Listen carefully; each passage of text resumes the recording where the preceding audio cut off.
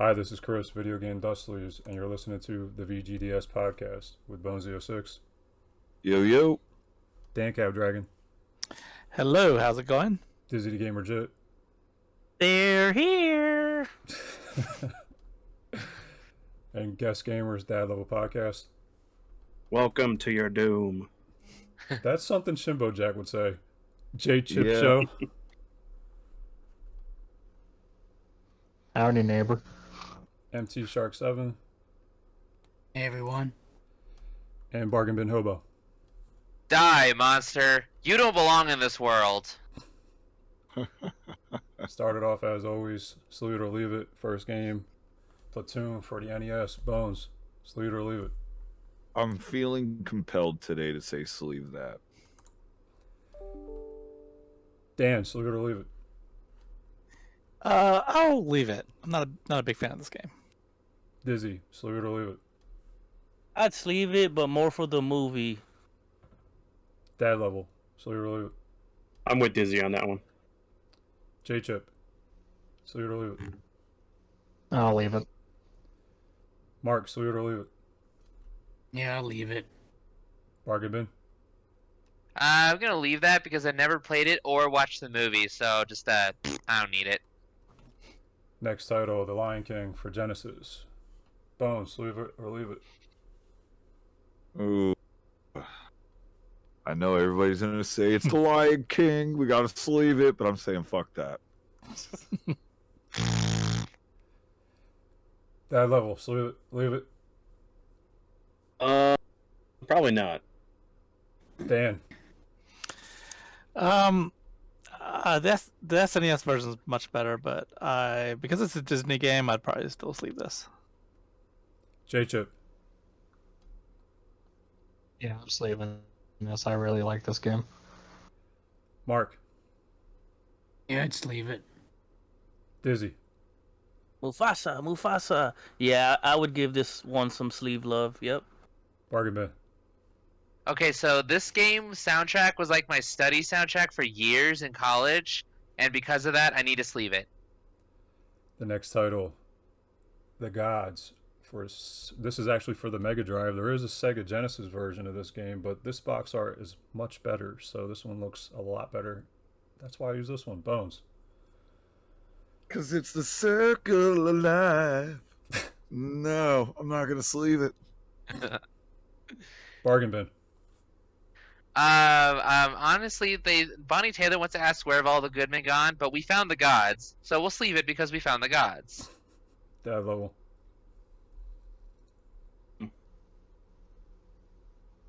Probably. Yeah, I would. I mean, it looks like Frank Frazzetta's artwork a little bit. Or something from Heavy Metal. J Chip. No, I'm good. Dan. Yeah, I've never played this game, so I would just leave it. Dizzy. The Gods Must Be Crazy is one of my favorite movies, but that has nothing to do with this game, so I'll leave this one. Great Mark. movie, by the way. Yeah.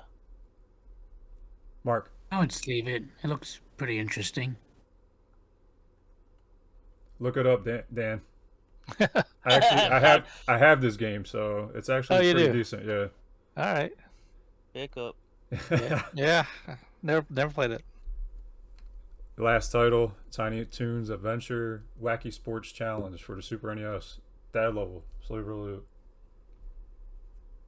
I've never played it. I mean, I did enjoy the show, so yeah, I'll sleeve it. Bones. See, I enjoyed the show. And I really enjoy Acme All-Stars on Genesis. So if this is anything like that, then I would probably sleeve it. If it's not like that, because I have not played it, then I would not sleeve it. So I have to play it to really say yes or no. But I'm going to go with yes, just for the sake of this podcast. Dizzy. If this game has Baby Plucky Duck playing golf saying, "The golf ball goes down the hole," then I'll sleeve it. If not, I'll leave it.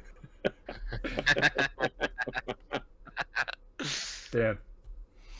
Nah, this is typically not my type of game. I would leave it. Mark. Yeah, I'd sleeve it. J-Chip. Yeah, let's leave it. I like the show a lot. Bargain bin. Well, see, as much as I love the show, any sports game that does not feature Mario is a 0 in my book. So I am leaving this thing in the dugout. All right, next segment. Guess that box art. The first image. Anybody? I'm Go ahead, Bargain. okay, so I don't know what this is, so I'm gonna guess Musha though. No, it's not Musha. Okay. Looks like a robot of some type. Robo Warrior? No. I don't know. It looks like it's upside down, and the way the crest, it looks like a cobra symbol. I mean, I know it's not GI Joe because there's only like 2 on the NES. No. It also looks kind of like a Cylon too. I'll give you the console. That might help a little. Sega 32X. Samurai Showdown. No. Dan has this game. Dan Teletubbies. has all the games. I know. That's what you said. That Dan has this game. And I'm trying to think. It's one Yeah, of I'm trying to them. think what game this could be because I don't There's not recognize that it. many 32X games. Yeah. Zaxxon? What about Zaxxon? No, it's not that. Streets of Rage 5. No. Debbie Does Dallas. What's up? It's not T-Mac, is it? What'd you say? T-Mac? No. T-Mac. No. Fear and Loathing in Las Vegas. First Wow, letter this of the is game. First letter, first word. Cosmic. Oh shit! I gave it a damn. Yeah. So what's the all right? So what's the second word? Carnage. There you go. Cosmic Carnage. Cosmic Carnage. Yeah. Close enough. Actually, I think I own that. Fear and Loathing, Cosmic Carnage. What's the difference, really? Yeah. Next image. I think I know this one. This is Magnum PI for the Amico. He No, does actually, kind of it's look a like Magnum. That's funny as hell. it's a Hagrid Super Bombad Racing on the PS5. Oh yeah, it's definitely has like an 80s racing game, 90s racing. Yeah, look at that mullet with the. No, this is Oh, look at that stash. this is clearly Porn Flight stash. Simulator. Yeah, this is the guy you don't want standing outside the elementary school. J-Chip, what'd you say? I said this is porn stash simulator. All right. So you guys obviously know it's a racing game. So Yeah. that's a very, very popular NASCAR race driver. Yeah, it's pretty easy if you know if you're a fan of NASCAR racing. I think. Is that Tony Stewart? No. Lightning McQueen. Buzz Lightyear? No NASCAR fans in here? No. Hell no. You can watch the last 5 laps and I- just seen everything you need to see. Making a his- left turn! They're making a his left na- turn! Doesn't look the like- first letter of his name is right there, right, Chris? Yeah. Yeah, well, I First was letter thinking of his Ricky name Carmichael, but that's is- not it. First Days letter of of his Thunder? name is right there. And the top. King Kong. Starts Ken. with K. Very, Kyle. very. Yeah, Kyle. That's right. Very popular. Kyle Reese. No. Went back Ah, to save Sarah Connor. The second word starts with a P. This time I actually said it starts with the fucking letter instead of giving you the answer. He was about to say it. I don't know. I don't know racing at all.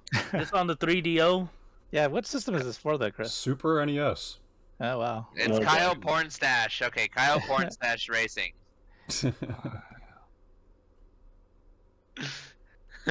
I think we give up. I think we're throwing in the Yeah, towel. I'm doing it. All right, It's, well then, Kyle Petty, right? it is Kyle Petty.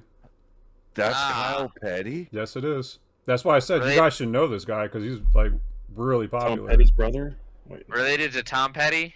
yeah. Hey, you beat me to it. Son of Richard Petty. You guys ever heard of Richard Petty? So his name is Dick Petty. The father is. Oh, so then his father is Richard Petty Dick. He has the porn name. He does.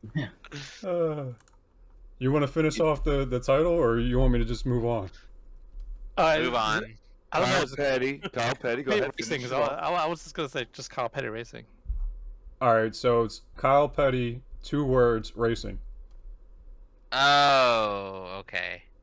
That makes sense.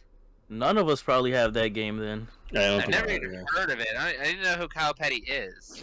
I've heard hidden of Kyle gem. Petty. Kind I of know like Tom Tom Petty. Selleck. I know who Tom Petty is because he's a singer. He did some good stuff. The hidden Mayor's gem Peak. on We the need to Super get Daisy to stream Nintendo. this game. All right, so that the two words in the middle, the first word starts with an N. Kyle Ninja Petty Turtle. NASCAR Racing. NASCAR racing. No, Ninja Turtle it's Racing. a 2-letter word. No Yes, Kyle Petty, no blank racing. limits. No, No Regrets. buys. no, Regrets. no, No way. no, No money. no. Kyle Petty, Nope. why do you make this video game? No one plays. No No one friends. finishes. No pants. Never sold. Next Not gonna race. shave that mustache racing. No razor racing. I think we're stuck. All right, so the next letter of the second word that's missing is an F. No furry racing. No fast. No No, friends racing. no. No fear. Yes, Kyle Petty, no fear racing. Finally. Dan Hey. came through. Wow. Good job, Dan. I'm still Oh not my playing that game God. though. This may or may That not was be a hard pick one up. for you guys. Holy crap. Yeah, well, that's trip us up. I was going to just let it go, though. And I was like, you know what? I don't want this to come back another episode because it will. Yeah, let's get it done. Let's just get it done now. Yeah. Bones, your turn. Well, let me drop some knowledge here, man. Sure. I don't know anybody except for one dude growing up, and he was an adult that was in the NASCAR that played those games. Other than that, I don't think I've met anybody, and I mean anybody. Well, I can't, off the top of my head, recall anybody that I could go, yo, did you ever play that NASCAR all game? right. So, well, Daytona, USA. my cousin was a big NASCAR fan, so he anytime there was a NASCAR game, he wanted to play. And I get the only reason original why I ones. know like popular NASCAR drivers is basically because of him and my uncle. My uncle was like a huge NASCAR fan. So. Yeah, I never was. PS1 NASCAR was good.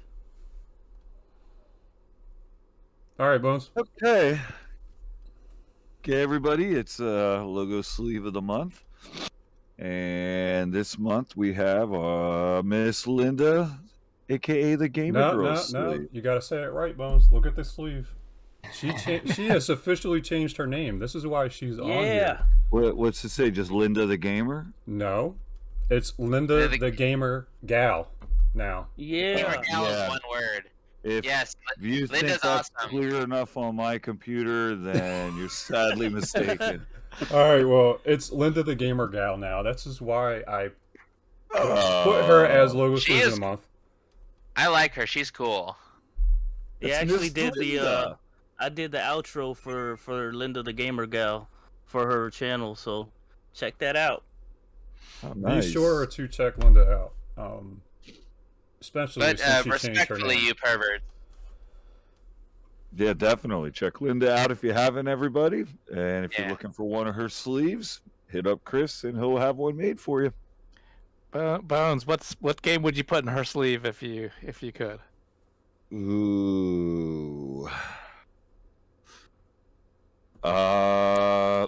You know what? We're gonna do this one. Where was it? The Where in Time is Carmen San Diego? Where in the world? Nice. Was that the one, or is it Where in the World? Where Chris, in the you world? said? Yeah. We'll put that Bad Larry in there because I know she even likes that. That works. I put my EverDrive in there, so she has all the games.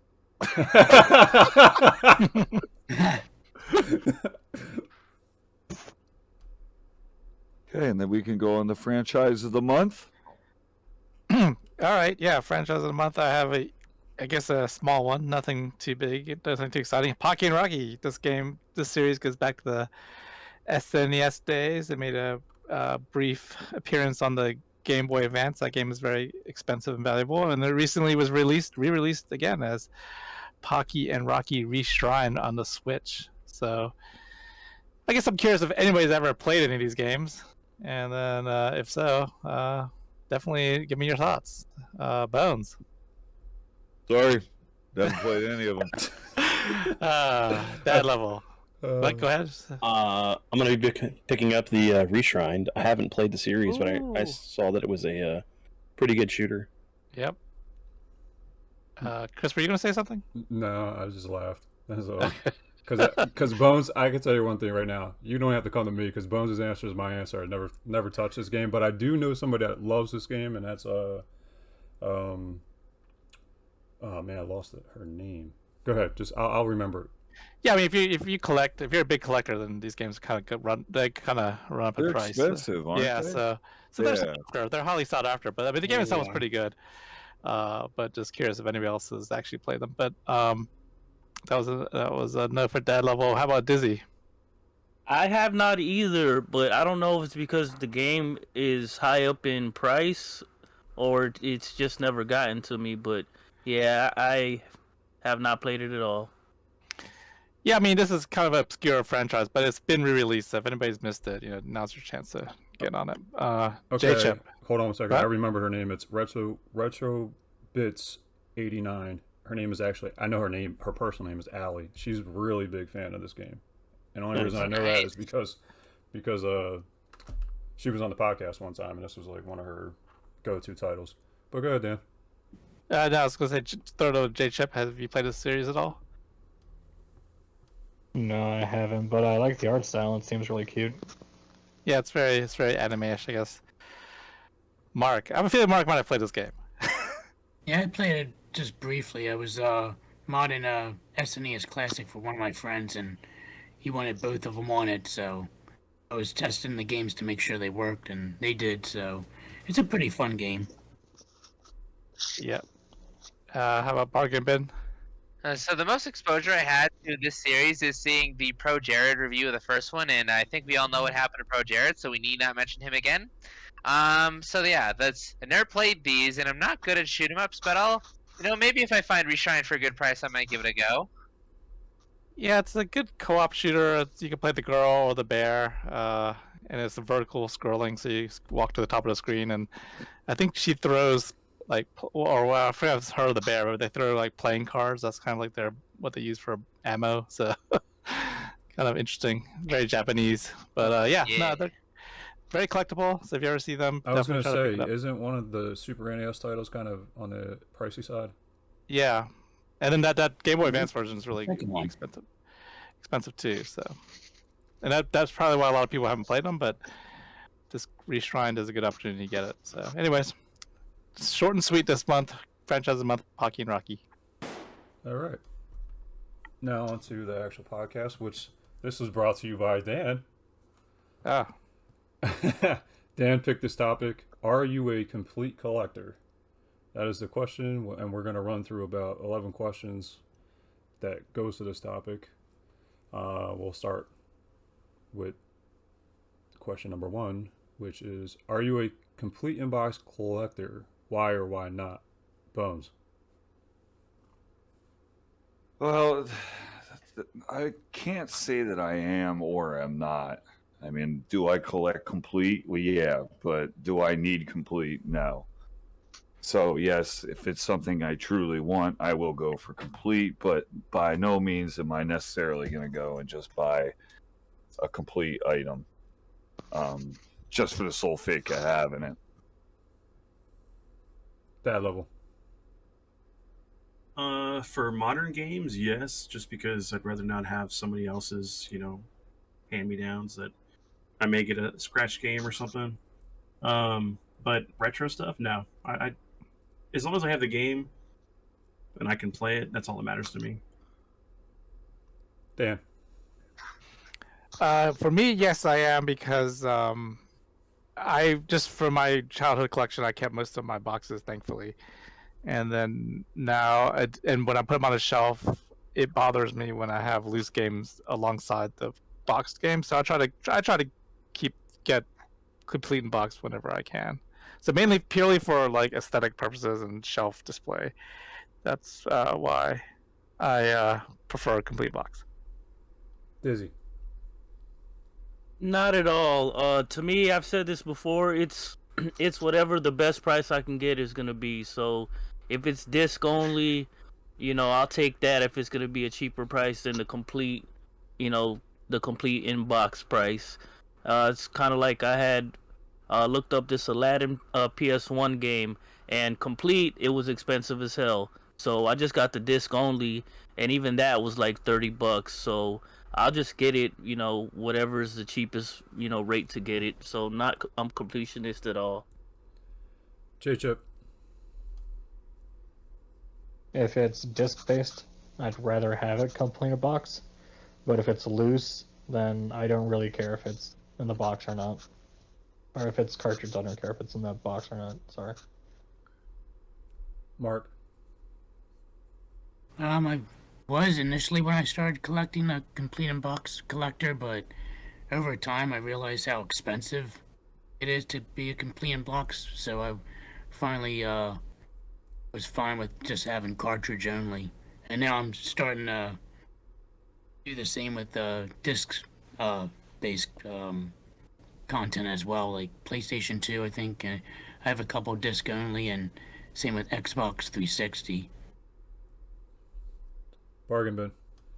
So I'm kind of like kind of down the middle. If it's a cartridge, nah, I don't need the box. Just the cartridge will be fine. If it's a disc base, I like to have something to put it in, and it doesn't necessarily have to have the manual, though I would like the manual. But if I can't get the manual, it's not the end of the world. So kind of yes and no for me as well. Okay. Next question: what exactly defines being complete? Box and manual, or every last piece of paper that originally came with the game? Warranty card, poster ads, shrink wrap, etc. Bones. Well, that's a good one for the podcast. I have to say that's a tough one. I mean, the difference is there's so many different levels of complete. Like, kind of hard to say.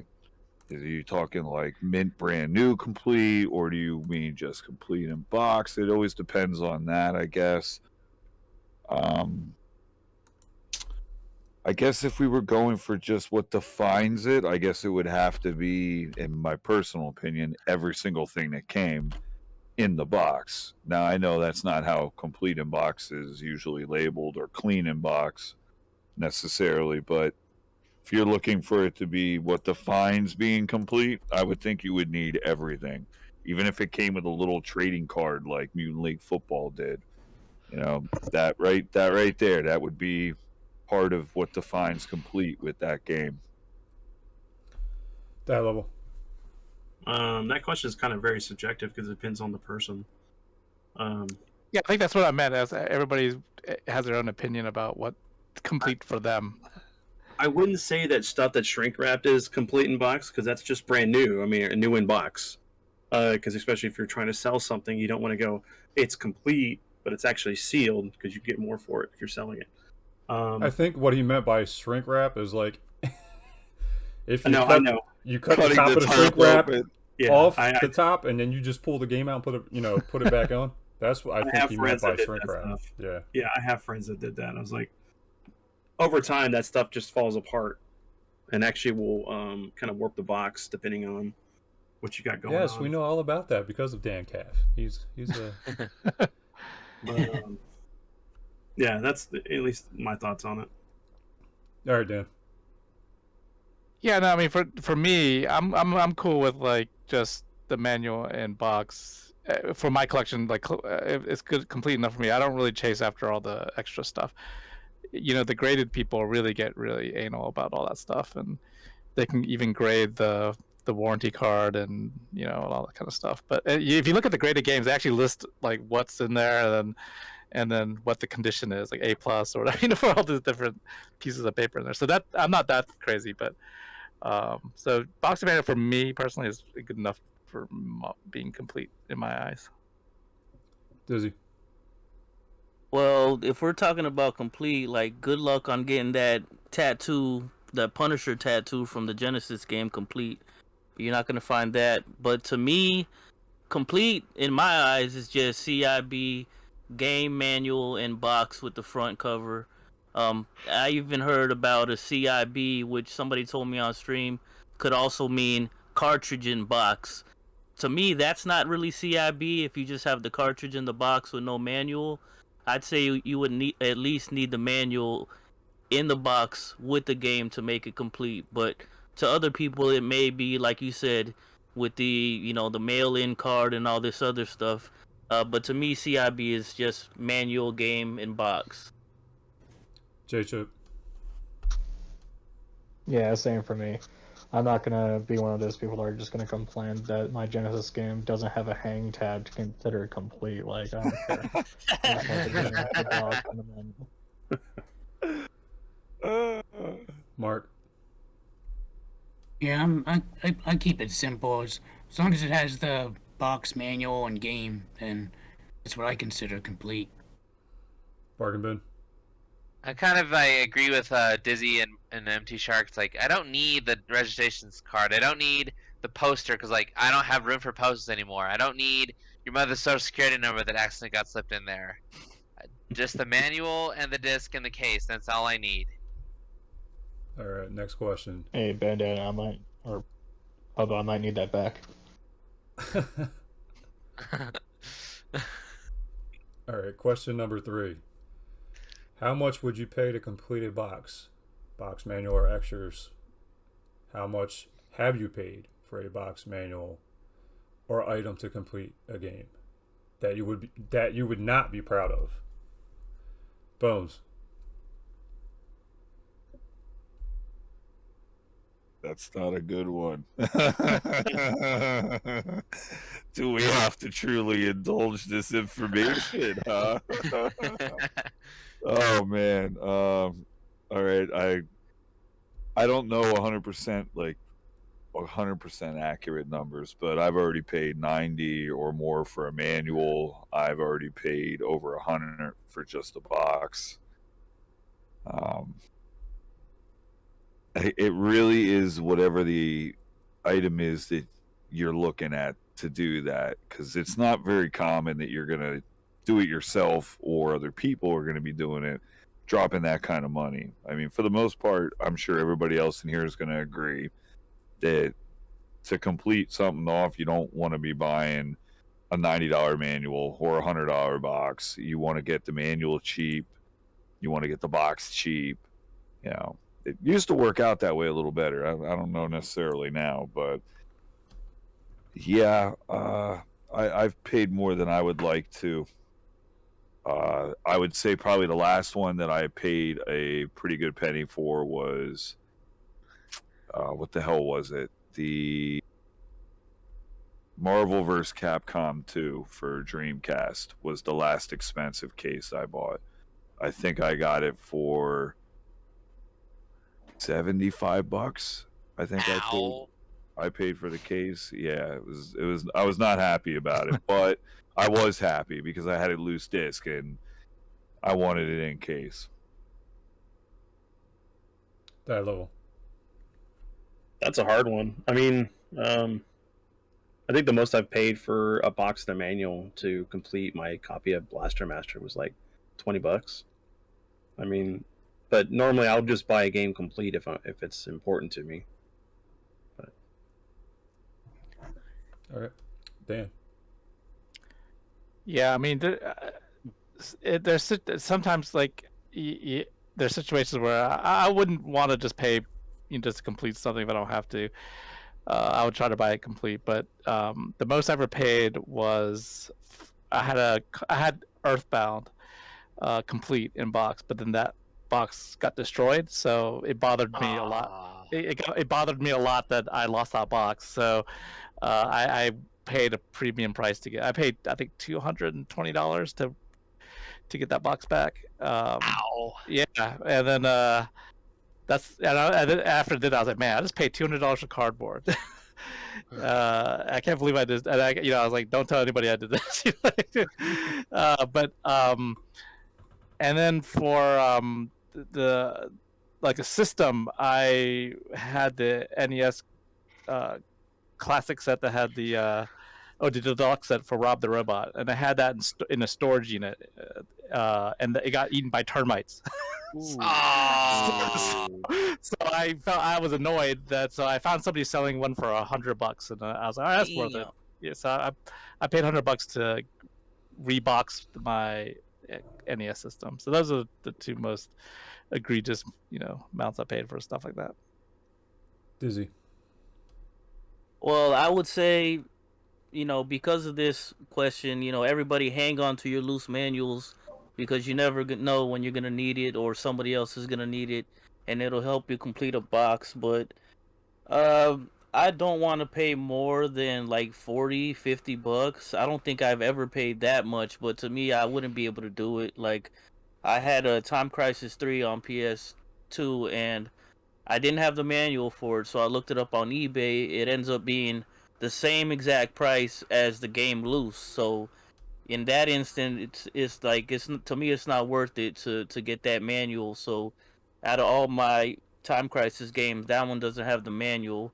And I remember buying this Ghost Hunter game in a lot, and the guy advertised it, everything's there, and then the game was not in the box after I looked at it. So I spent like $20-25 to get the disc just to complete the whole game, and to me that was worth it because it's the actual game is $20. So like 20, 30, 40 max, that would probably be the most I would spend to complete a game.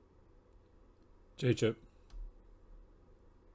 The only time I can think of that I bought like a loose manual was for Parasite Eve, and it was like $10. But like I went to look up Final Fantasy VII manual, and I saw it was going for $30, and I was like, you know what? I got Google. I don't need manuals. Mark. I would agree with Dizzy, and my cap would probably be at like $50, but yeah, mainly just try to stay between like $10 to $15 range if I can. Bargain bin. I'm kind of so I will fully own up to I have bought reproduction cases of like PlayStation games, like for Resident Evil Survivor and games like that, because I couldn't find the original thing, and I was certainly not going to pay upwards of like $50 for a manual or a box. But it's weird. I don't remember who said it, but someone said hold on to your loose manuals. As we speak, in my hand I hold. So who knows the PSP game Lord of Arcana? I'm familiar with it. I think I have it actually. Actually, I currently hold the manual for that game in French because when I bought it at a swap meet a little bit ago, it was the game complete, sealed, and then glued to that was the French manual, and then it got resealed around that. So I decided to bring that up, but I don't spend much for spare manuals usually. Excuse me. Yeah, repros is a good route too. That sounds like a good idea. I didn't even really think about that, but that question is later on. There's another question. There is a question about that. Okay, question number 4. Collecting value. Do you feel a game has to be complete to be considered valuable? Are you okay with paying a lot of money for just a loose game? We'll start with bargain bin this time and go reverse. Okay, so if I really desperately need to play that game, then I might consider dropping all that money for a loose game. However, it would have to be the greatest game in the whole world. Like, not even Earthbound is worth that to me. I have that on my 3DS, so on the eShop, thank you. So I'm not sure I'm really prepared to spend an entire paycheck for one game that I might play once or twice. So I have to really, really, really want it to be able to stomach that amount. Otherwise, I'll just emulate. Mark. Yeah, I would say it's usually complete in box or more valuable, but I don't know. I mean, I guess it would depend like on the type of game. Normally, if it's a game of my childhood, maybe I'll probably dish out more money, but if I'm reiterating from the other question, I mainly just buy them if they're cheap. J-Chip.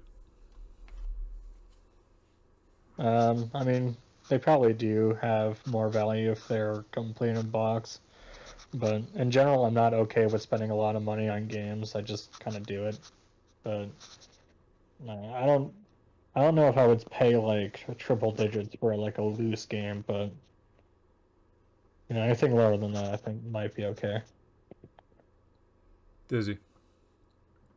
Well, to me, anything over $100 is a lot of money, but I can't fathom paying over 100 for just a disc.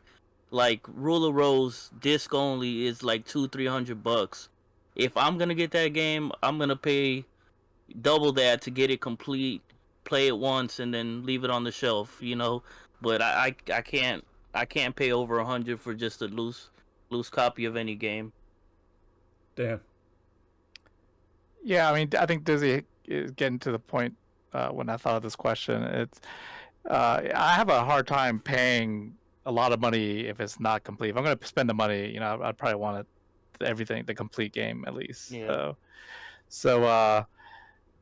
For me personally, I feel a game has to be complete to be considered value. I don't find much value in something like a loose cartridge or disc that much. Or I'm not willing to really to pay for it.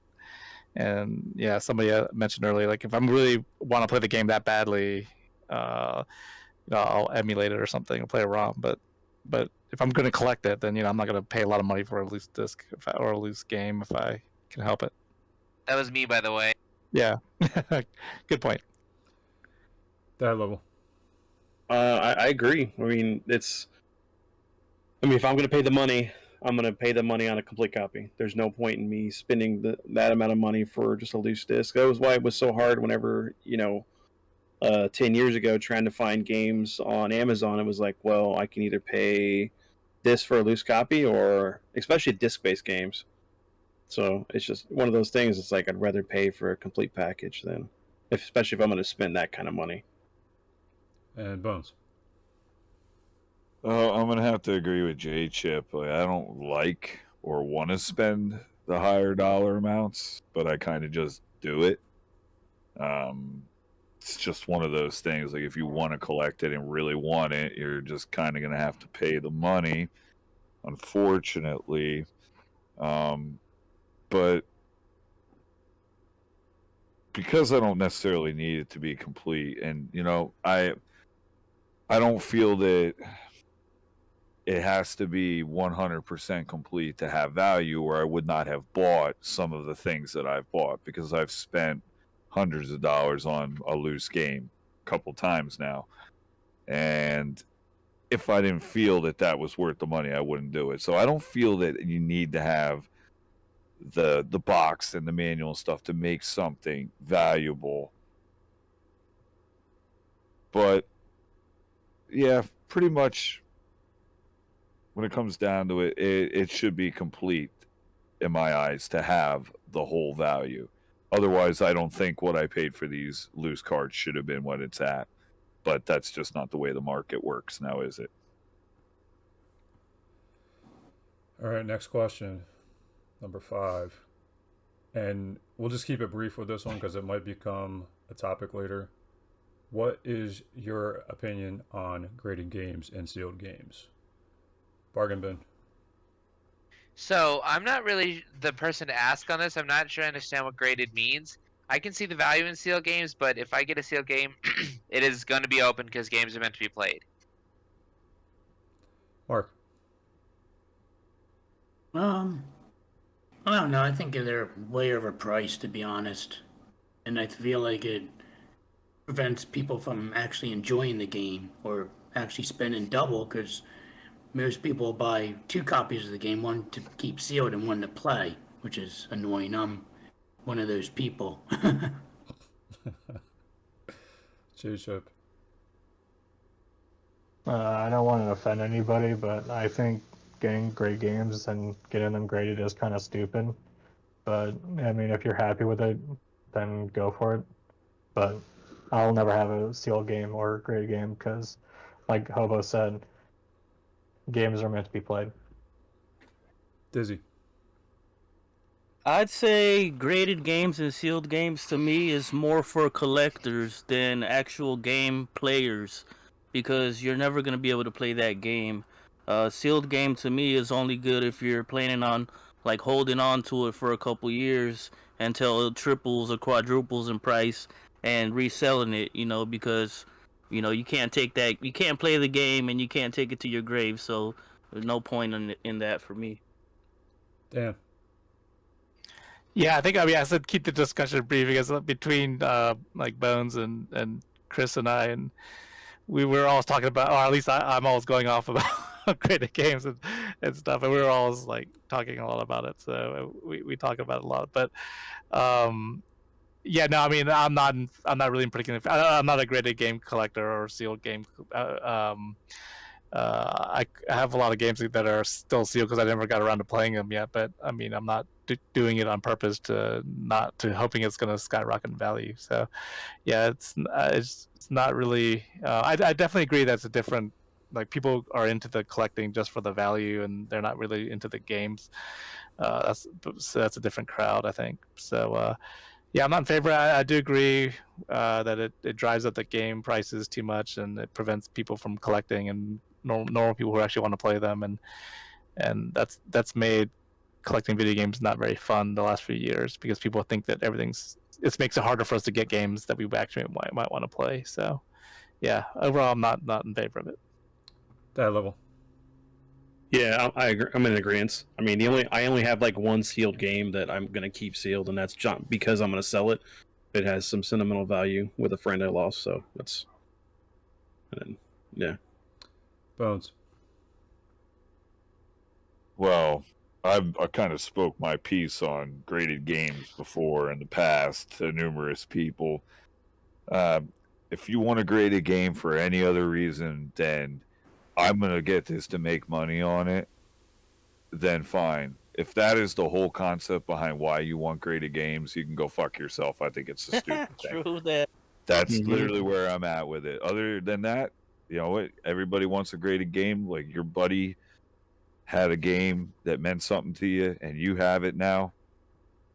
You want to go send that off and put it in a case? Yeah, more power to you. You want to buy a brand new copy of that game and put it in and get it graded? That's fine. But don't bring the whole money part into it, or I think it's all a scam. Mm-hmm. Amen to that. Yep. I troll these guys a lot, on our Voxer, because like I always like post pictures like, hey, check out this game. It's like only $3,000. Yeah, I saw that. I would want to handle it, and you can't. What, want to play with a piece of plastic? Like, nah. I want to be able to hold it, look at it. I want to open it. Nah.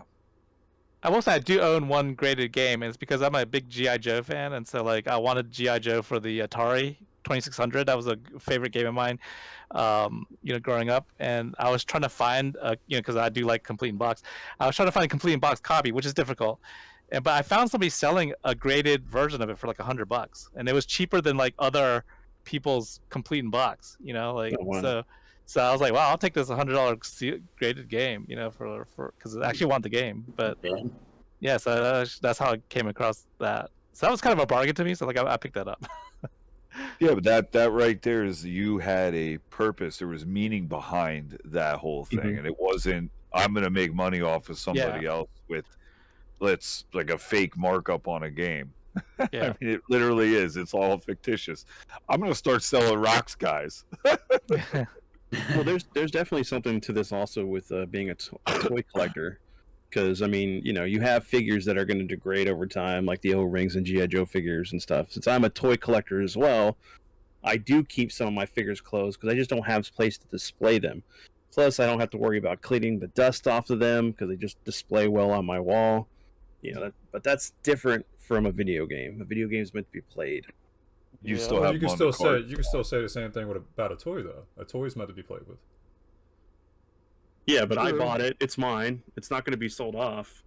I'm just saying, like the theory's still there. You can play with a toy just like you can play with a game. My nephew's told me that many times. There you go. Leave it to the Is kid. there a grading for toys like Yes, that? there is. Yes, there is. Yes, there is. It's a big market. I've seen $900 Teenage Mutant Ninja Turtle toys in box, and that's crazy. Let's That be real. is They could how- probably grade. They could grade probably a pair of underwear someday. They could probably grade anything they want, and it's just total bull crap. Pokemon cards, man. That's what they Yeah, do. Honestly, it really is. Like, it, Gotta grade them all. yeah. So if you're not using it to play, You're using doing it for a money. service. Who says that they're grading anything right to begin with anyway? But we're not going to get into all Yeah. that. Yeah, because so like I said, that's a whole Move other on, Doc. that's a whole other Rocking that. that's a whole other topic, a whole other podcast. Mhm. So we'll move on to question number 6. Plastic versus cardboard. Do you find it harder to find cardboard boxes than plastic clamshells or jewel cases? And why do you think that is? Bones. Well, I feel like they're both getting kind of hard to find anymore. Think the cardboard is still always going to be on the harder side, just because cardboard is not going to last as long as plastic. But pretty much, yeah, cardboard. Cardboard's got to be it. That level. I'm gonna say both, honestly. Especially this day and age right now. Do you have a reason for that? I mean, any number of reasons. I mean, people have fires, their stuff gets flooded out, so all that stuff gets thrown out. I mean, you can at least save the cartridges sometimes, Right. but not the box and manual. Gotcha. Dan. Yeah, I can't remember what I was thinking when I read this question, but obviously cardboard's gonna be older. All the older systems use cardboard more than the plastic clamshell that didn't come until later. But I think what I was getting at was that for some reason, I feel like cardboard boxes, maybe the Genesis cases are really the ones that are worth a lot, but nobody really pays a ton of money for like a jewel case that I'm aware of. But I think that's partially because I think you could fake that. You can just get like another. You can swap it out. If you have that paper insert, you can swap that out with any plastic jewel case. I don't know if people actually care if it's the actual original plastic jewel case actually came with the game, or if you can get like a generic like a CD jewel case and replace it as long as you have the insert and the art for it and the manual. So I don't know. So I think that's why you can't really fake that as easily or replace the cardboard boxes easily, I guess. Dizzy. I'd say that like the packaging, like cardboard packaging, like NES or N64 games are harder to find, mostly because that was part of the packaging. Most kids especially, would just tear the cardboard right off the game and then take the game and just use the cartridge. Where like Sega Genesis games, most times when I get a Genesis game, it comes in the plastic clamshell. Like everybody saved that. It was easier to display, and you didn't really rip it out of you can't really rip it out of the plastic clamshell like you would do an NES game. So the cardboard is harder to find now, but yeah, plastic clamshells are usually going to be there. Especially like PS1, PS2 games, they're going to come with the plastic. If it was cardboard, we'd tear it right out. J-Chip. I mean, I guess plastic in this case, because the only thing I guess I would want CIB is like disc-based games, like on PS2 and so on. Like I got this box of Adventures of Bayou Billy right on my desk, and the game is sitting over on my shelf just because the box is kind of long and I don't have the space to put it up on my shelf. So I guess plastic for me, and I don't really know what to do with the cardboard boxes. Empty Shark. Yeah, I would say that cardboard is harder to find because, like Dizzy said, that a lot of kids just threw out the cardboard thinking it's just part of the packaging. Whereas when you see the clamshell cases, it's like part of the game pretty much because it has a little slot for the game and it's easy to put back together. But me personally, I always kept my cardboard even when I was younger. But to each their own, I suppose. And Bargain Bin? Sorry, I forgot I was muted. It's honestly just kind of a like we all tore our cardboard box. At least I did. I didn't. I was not nice to my cardboard, and it's not as easy to tear the plastic cases. I will much rather go to find the plastic cases than waste time on the cardboard that will get eaten away by termites or will fade away much faster than my plastic cases. So cardboard, nah, I'm not gonna bother with it. It's plastic all the way for me. Next question, number 7. Loose disc. Are you willing to collect them? Bones. Ooh. See, that's one of those things that can change over the years. I used to be very willing to take them. Now, no. It has to be a more obscure console or a more expensive console, which those two kind of go hand in hand. Say 3DO, CDI, Sega Saturn, Dreamcast, those types of things. But anything that was a more common system, PlayStations, Xboxes, Wii, GameCube, any of those things, I will not go with loose discs. I want a case for, well, pretty much anything that I didn't name there before, I want a case for. I don't like them loose. And I go out of my way to get them cased. That level. I don't mind either way.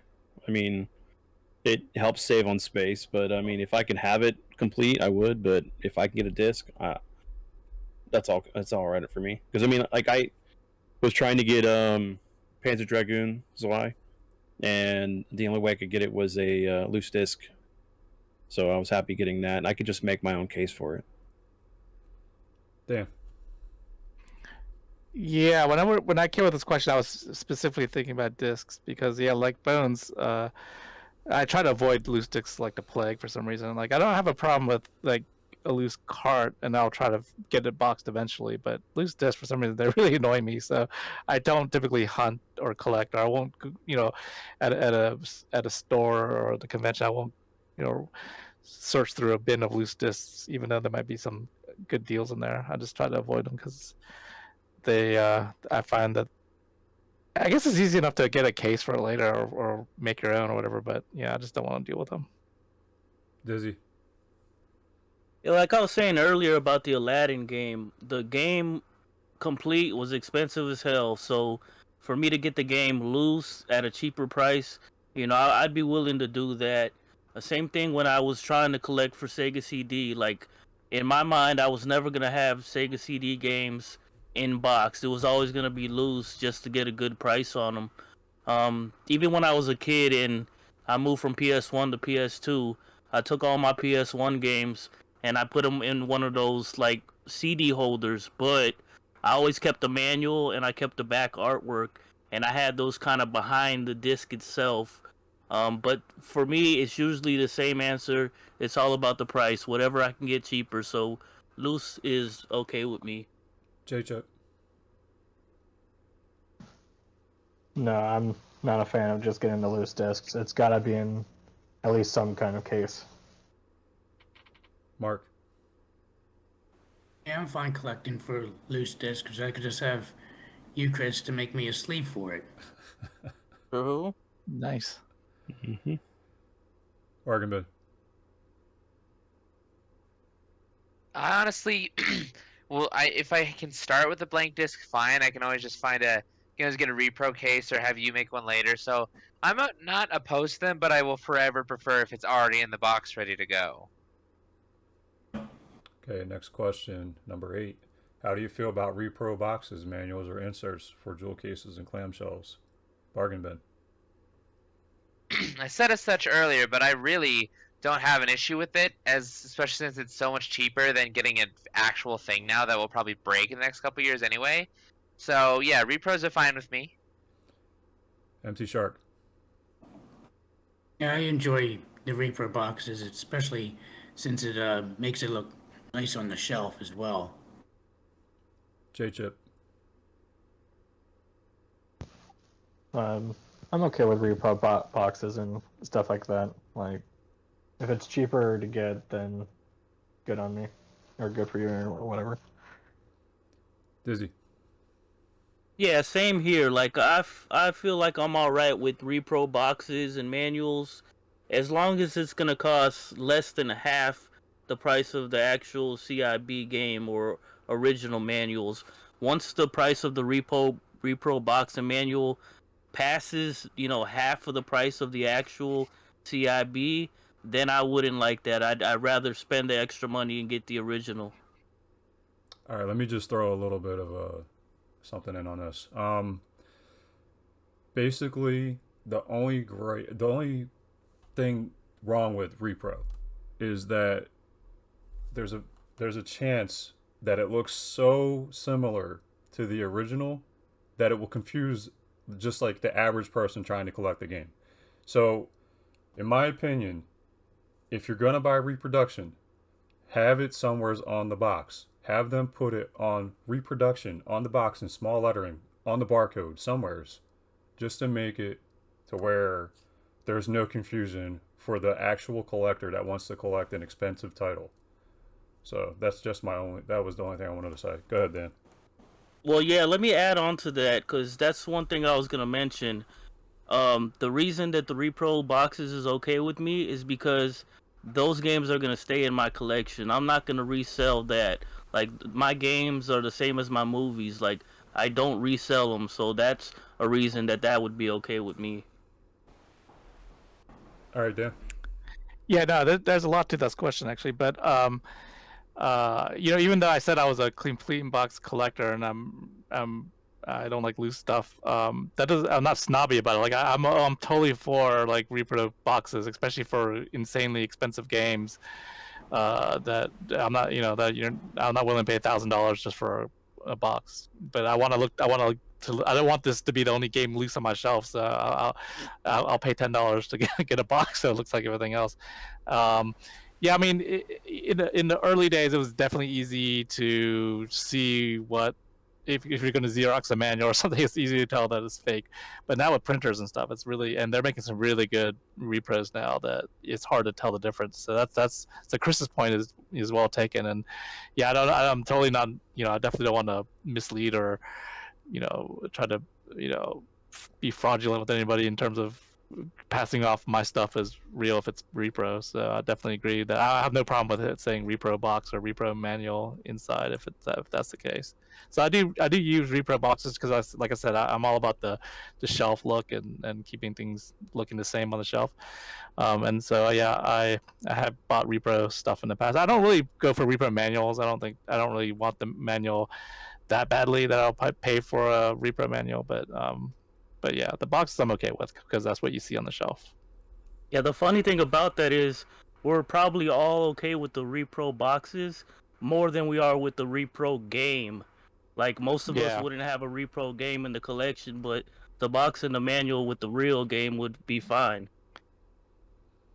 Yeah, like for me personally, I'm okay with having a repro game, but like Chris said, you gotta make sure that it says it's a repro because my copy of Conker's Bad Fur Day is a repro, and I made sure to have it labeled as a repro if I ever want to get rid of it or whatever. That little. I mean, I have 2 repro games, Aero Fighters for Super Nintendo. You can definitely tell it's not a real copy, and then Snatcher for the Sega CD because I just wanted to play the game. But a couple of years ago, Limited Run did a reproduction of the clamshells you could get for the Sega CD and the Saturn and the PlayStation. I actually ordered a case of 10 of those so that I can, fix some of the broken games I had for my collection. So I don't mind it, and actually I kind of welcome it because some of the stuff just degrades, or you may get a bad case and you want something better for it. So I have no problem with it at all. Bones. Well, to each their own. Everybody can always do what they want. I technically don't have any problems with repro boxes, manuals, or games, truly, as long as you do it properly, because I don't want to. Now, I've gone out of my way to learn these things, but for the average person, yes, it's not necessarily that easy to know what's what when you're out there. Is this manual printed off of Joe Blow's printer in his garage? I don't know. You have to know those things. And when people don't put repro on stuff, it makes it a lot more challenging. But I've gone out of my way to not have any of those things in my collection for the sole fact of you're not going to walk in and find repro. I can just tell you, you're not finding it. There's no cases. I'd rather have no case than a repro. That way it takes all doubt or question on, is this a repro? No, because I don't have any of them. And like I said, I don't mind that other people have them. But for my collection, I prefer to not have any of them. Next question, number 9. Are you interested in upgrading beat up boxes, cases, manuals with better versions as you collect? Bargain bin.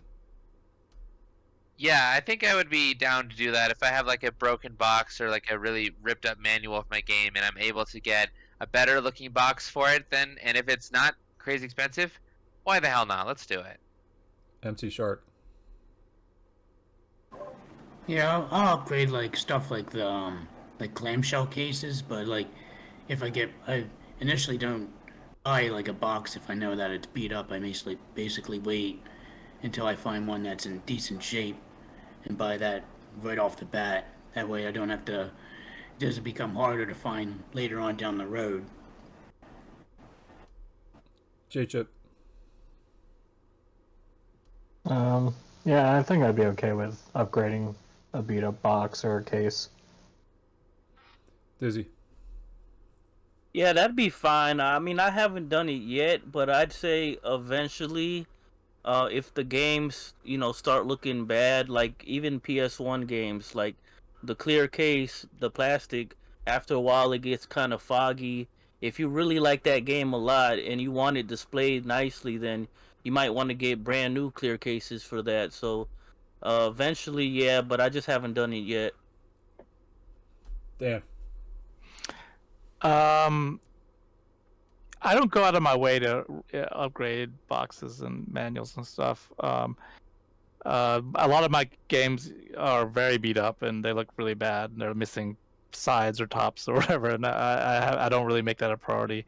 But if I stumble across something, like I might buy a lot and it has a better box, I'll definitely swap it out for swap that copy out with what's on my shelf if it's better. But other than that, I don't really go out of my way to do that. That level.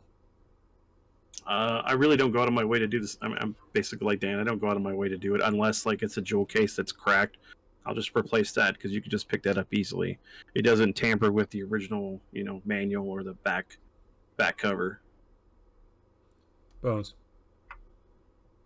Well, I've actually gone through and done a bunch of upgrading. Like I went through the NES and anything that had a side label that was rolling up, or like say the top layer, the clear layer on some of their stickers peeled up, I went through and I replaced all of those. For the most part, I went through and I fixed every PlayStation 1 game that had a broken hinge. I went through and I changed cases out for every one of them. So I have done upgrading on a bunch of stuff, but I haven't gone that crazy. I don't go out of my way to buy new cases for Saturn or Sega CD. I don't upgrade boxes. Like, oh, this one's crushed. Like, I feel that it gives it history and character, having things that are used versus things that are new, sealed. It has a story behind it. You might not know what that story is. How many people's loving hands were all over that game before it ended up in your hands. But it gives it that whole point behind it. A sealed item doesn't have that. So upgrading them to a certain degree makes sense to me. But if you're a hardcore, like I want pristine, I want to use tweezers to flip the pages of the fucking manual, well, okay, I get it. But yeah, that's kind of where I stand on that. Bones, when you were saying you're about the labels, do you mean you would swap out the entire cart with a new that has a better label, or I went through and I bought a brand new cart. So you wouldn't be in favor of just buying a new label and sticking it on there? like a fuck no. repro level. I'll stab you on Fifth Avenue's corner. You be doing that kind of stuff, trying to pawn it off. All right. Next question, number 10. Name a game that needs to be complete. Loose just doesn't cut it. Bones. I'm just gonna go with every version of Doom, boy. Doom Alley. Dad level. For me, Shining Force 3 for the Sega Saturn, just because I used to have it back in the day, and my grandmother got it for me for my birthday. And I was a fool and traded it in, and I've been trying to get another copy. Of course, it's going to cost me an arm and a leg, but it'll be worth it in the end. Dan. Yeah, for me, as an RPG fan, I think it has to be those RPGs because they have all the maps and characters and weapons and stats and stuff. So I think any of the RPGs that have a lot of extra stuff, I think you definitely want those complete because it has all that information you need to play the game. Dizzy. I mentioned it before, but Rule of Rose PS2, like, if you're gonna spend big bucks on that game, you better have it CIB. J-Chip.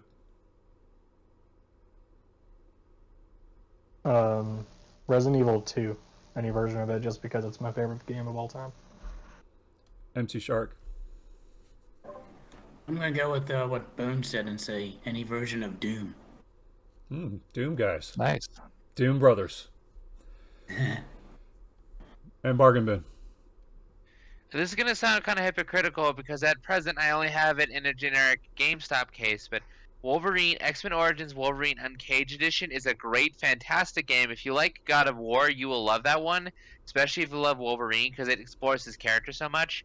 And like I said, it's hypocritical of me to say that because I only have it in a generic GameStop case, but one day I want to get the actual box and manual and do that game justice because it's so good. And you can unlock his classic yellow and blue costume too. So if you have any interest in God of War style beat 'em ups, you need that game and you need a complete in box. I'm such a hypocrite. What system for that? Xbox 360, PS3, and PC. All right. I think I might have that on 360. And specifically the Uncaged Edition, the standard version, so to speak, is good too. But the Uncaged version is like, mwah, it's like one of the greatest beat 'em ups ever made, if I do say so myself. And I do. All right, you've given me the podcast pickups. The next podcast pickup. Yay! And last question, number 11. Alternatives to being a complete box collector. Why dust sleeves are a great option. We'll start with you, Dan, since you came up with this topic, and it seems like a question that you would answer. Yeah, I mean I think that's kind of if you don't if you don't want to deal with the cardboard, if you're short of space, I think the sleeves are a great option because they give you the spine of the game on the side of the sleeve, so you can stack them nicely and see from the side. Too bad Bandana isn't here. He loves it when we just go on and on about how great dust sleeves are. But but yeah, so I mean I think it helps you display your games better. So if you don't have the box, I think that dust sleeves are your second best option. All right, Bones. I mean, come on, let's be honest, guys. The games years ago, they even had please recycle on the fucking things. I mean, it's no wonder we threw them all away. I think dust sleeves are a great alternative just for the sole fact you're not going to find a lot of the shit anymore. You're not going to want to pay the prices, and the dust sleeves are a great alternative to having your cart covered. So that's why I did my whole 64 set. Like we all know, it's so much better having those dust sleeves on there than an ugly fucking cartridge on your shelf. That level. Yeah, so I'm with Bones on that because that's where my argument was going to go with the Nintendo 64. Nintendo had this genius idea of not putting any kind of labels on the side or top of their cartridges. So like when you have them in a box, you literally have to pull them out like you're pulling out comics. Nah, Yep. Dust sleeve all the way. Dizzy. I think Chris, our friend, VGDS is the alternative to complete in box. Like the way he's able to make the dust sleeves, and the dust sleeves puts the actual art of the game right on the front. So I think that's it. Video game dust sleeves are the alternative. J-Chip.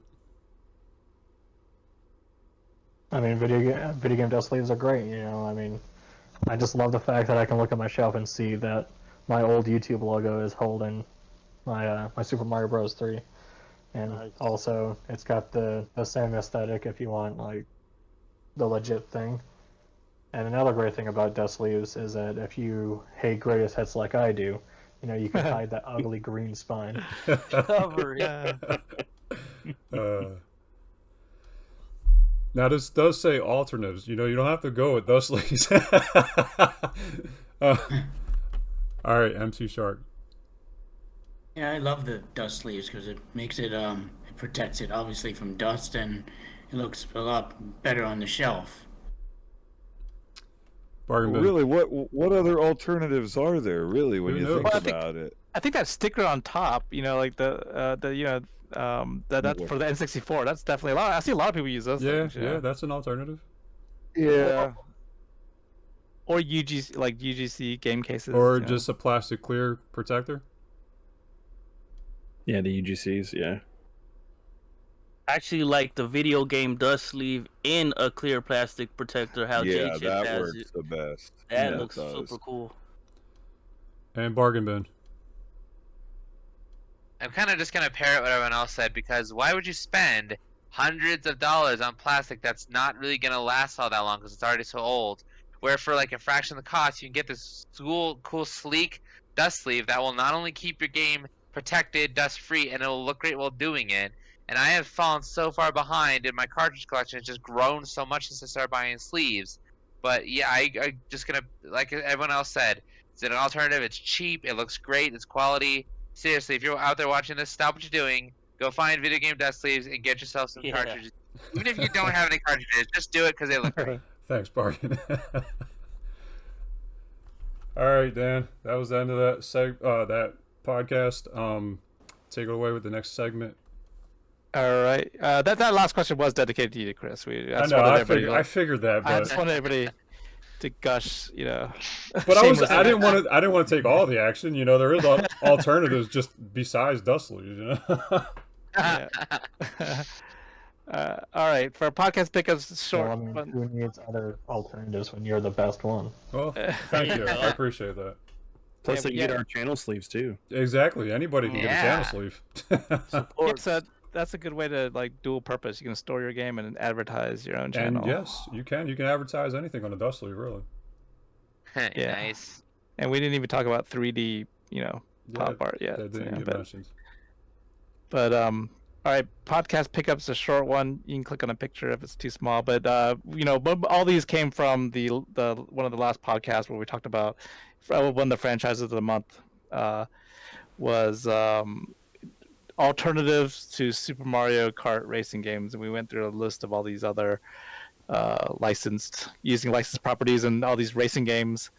And as we were going through them, several people mentioned some that were really great that I had never picked up. So Wacky Races is one of them for the Dreamcast.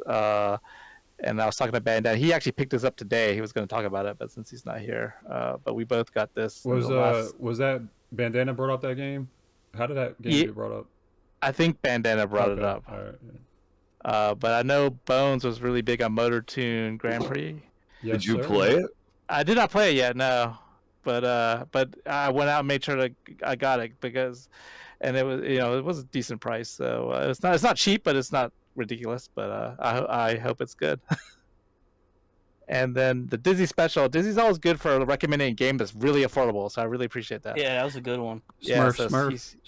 He's Smurf. he recommended Smurf Racing and yeah, it'll cost you $10. So definitely. Well, that's a Smurfy price. Yeah, definitely. Smurf. So Dizzy's always great for budget and affordable games that are good.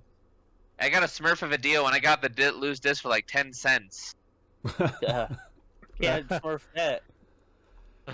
That's Smurferific. I'll Smurf you.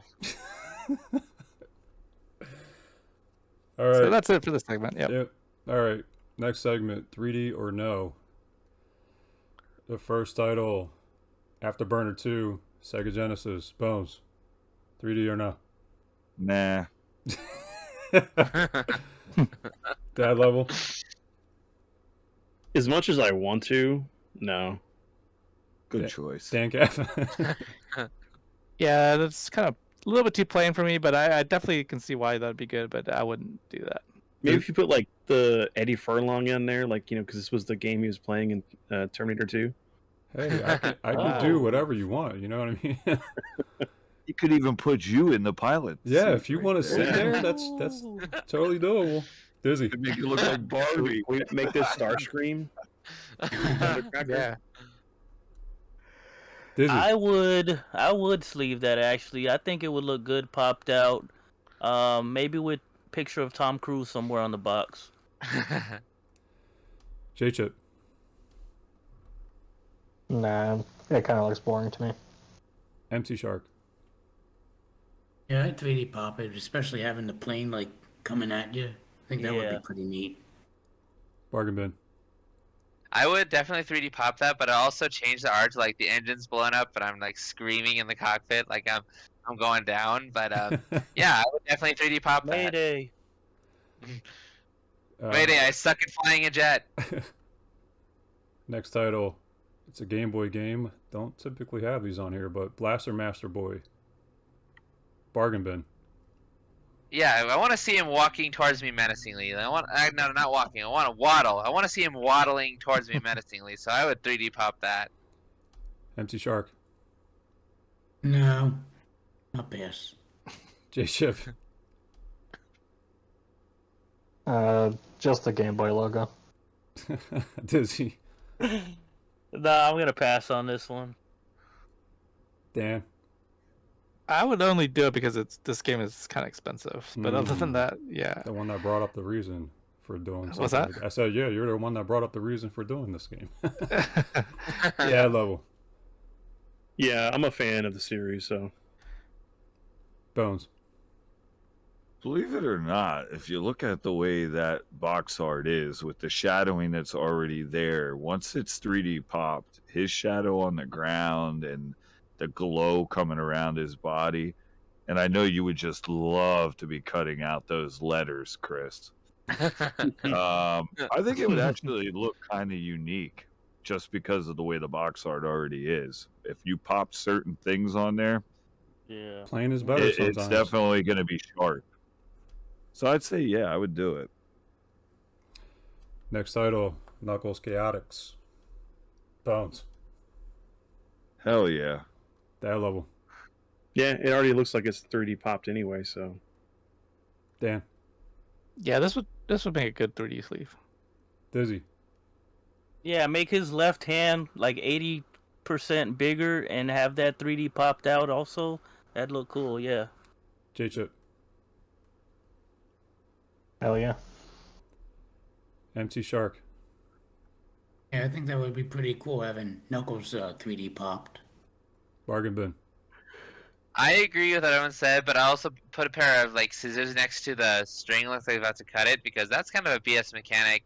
But I would definitely 3D pop that, and I did cosplay as Knuckles. It was fun, and met Travis Willingham while doing it. He was super cool. Nice. Cool. Last title, Rugrats for the N64. Bargain bin. I would 3D pop this mainly to honor the memory of Jack Riley, I believe his name was, the voice actor of Stu, who passed away a few years ago. So to honor his memory, and yes, I would definitely 3D pop this. And I loved Rugrats as a kid. I think I rented this. So yeah, for sure. MC Shark. Yeah, this would look pretty neat 3D popped. J-Chip. Yeah, I would 3D pop this. I have a ton of nostalgia for the Rugrats. I watched it all the time as a kid. Dizzy.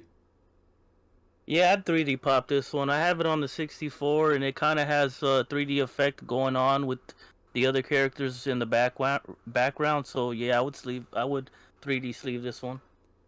DanCav.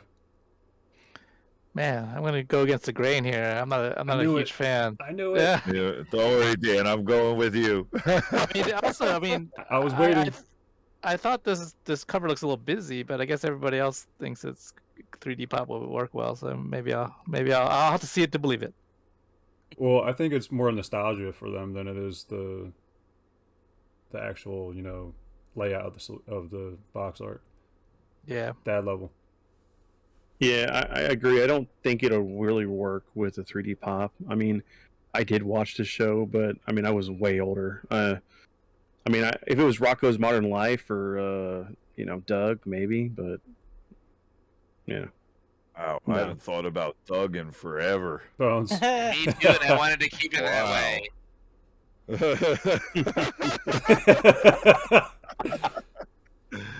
I mean, don't get me wrong. I remember watching like 1 or 2 episodes of the Rugrats, but I don't have any sentimental value for that. That has no like nostalgia at all. And I do agree with Dan. I thought it immediately. I'm like, it almost just looks busy. Like, what would you pop out? There's plenty of things to do. No, I mean, but for me to make it look good, like I just. Well, we I can don't ask know. Dan about that. There's pretty busy box arts that I've done for Dan before.